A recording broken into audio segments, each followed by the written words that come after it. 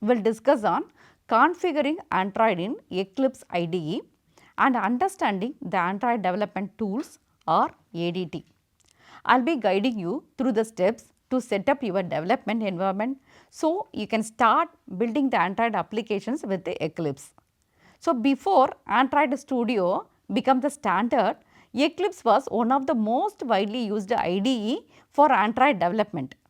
Even though the Android Studio is now the preferred tool, understanding Eclipse and ADT help us appreciate how the Android development has evolved, and it is still useful in many academic and legacy projects. So, in this section we will cover what ADT is and how to install the Eclipse and how to install ADT plugin and how to set up the Android SDK. Then finally, you can create your first Android project in Eclipse.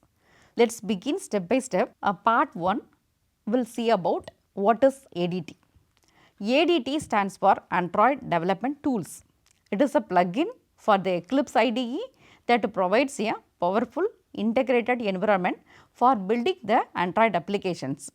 So, here the ADT helps with creating the Android project easily and using the built-in user interface designers, and it will manage the SDK and virtual devices, then running and debugging your applications on the emulator or real devices. So, in short, the ADT turns a Eclipse into full Android development environment. Then we will move into the second part. It is about installing the Eclipse IDE. So, let us begin by setting up the Eclipse IDE. So, first go to the Eclipse official website https www.eclipse.org.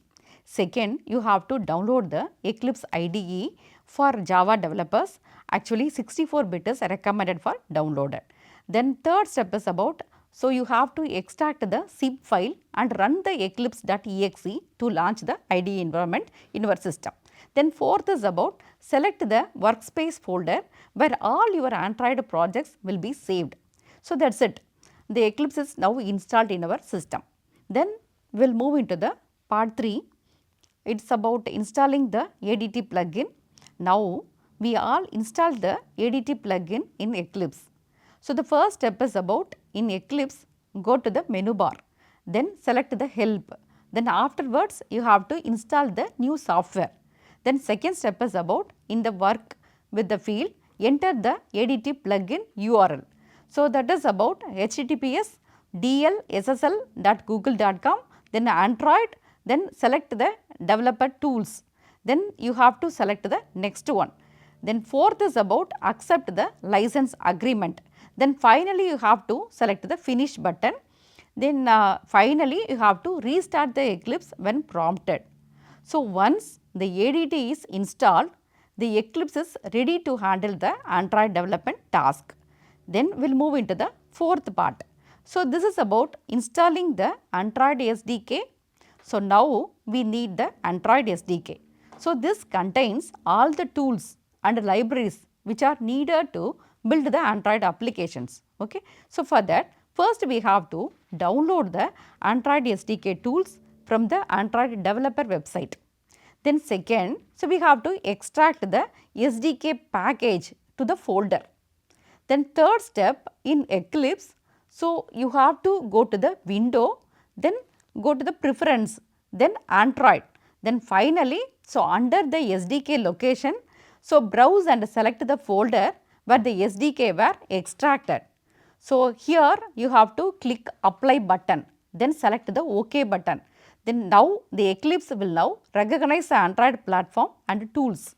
If needed, open the SDK manager to install the extra components like build tools, emulator images, specific Android versions. Then the next part is fifth part, it is about creating your first Android project. So, let us now create the simple Android applications to test your setup. So, the first step is about in Eclipse, go to the file section, then select the new, then afterwards you have to select the Android application project. Then next press enter, then you have to give a application name. In this name may be the my first applications or any name you can select. Then we have to select the project name, maybe the my first applications, and you have to give a package name. Then choose your target SDK and the minimum SDK. So, next you have to click next until you reach the finish. Okay. Then afterwards your project will be created with Java files for application logic, then XML layout files for user interface design, then Android manifest.xml for app settings. You can now write the code, then design the interfaces and test it using the emulator or a connected device. So, sixth part is about running your applications. To test your applications, first you have to do like create an Android virtual device via the AVD manager. Then second, select the device type. It may be like a Android version and RAM. Then third is about start the emulator. It may take a few minutes for start the emulator. Then fourth is about right click your project, then select the run as your Android applications. Now your applications will launch in the emulator. You have just built and launched your first Android application using the Eclipse and ADT. So next we are going to talk about something essential for testing the Android applications. So that is Android virtual devices or AVD. And AVD is like a virtual smartphone or tablet that runs on your computer. It helps you to test your applications without needing any real devices. Let us see what is an AVD. AVD stands for Android Virtual Device. It simulates an Android hardware device like a phone or tablet and a specific version of the Android operating system. Then it has different screen sizes, different resolutions, RAM and even the device features like a camera or sensors. So, AVD are managed through the AVDR manager, which comes with the Android Studio or ADT if you are using the Eclipse.